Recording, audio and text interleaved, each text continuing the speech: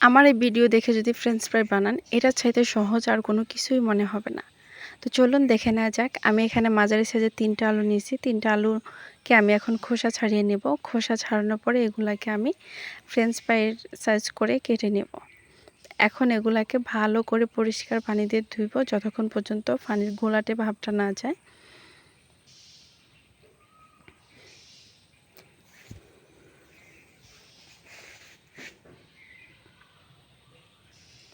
দেখুন পরিষ্কার ধোয়া কত সুন্দর।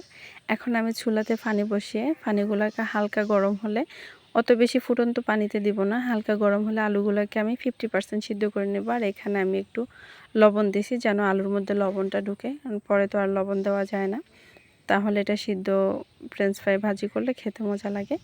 মাঝখানে একটু বলি, আমার ভিডিওটা যদি ভালো লাগে প্লিজ আমার চ্যানেলটা সাবস্ক্রাইব করে দিবেন। এখন আমি আলুগুলো উঠিয়ে একটা ট্রেতে নেব। ট্রের উপর আমি টিস্যু দিয়ে দিছি যেন আলুর পানিগুলো তাড়াতাড়ি টেনে যায়। আমি আবার উপর দিয়েও টিস্যু দিয়ে চাপ দিয়ে পানিগুলো শুকাইছি। এর পাখি আমি আবার একটু ফ্যানের নিচেও দিছি যেন তাড়াতাড়ি পানিটা শুকিয়ে যায়।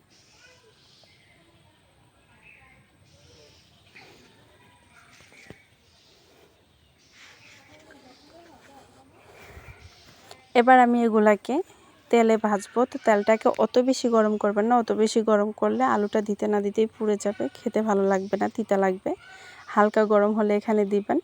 দেওয়ার পরে যত সময় নিয়ে ভাজবেন তত এটা কিন্তু অনেক ক্রিস্পি হয়, অনেক মজা হয়। তো আমি এখানে যখন একটু গোল্ডেন ব্রাউন কালার চলে আসবে তখন আমি আলুগুলাকে উঠিয়ে নেব।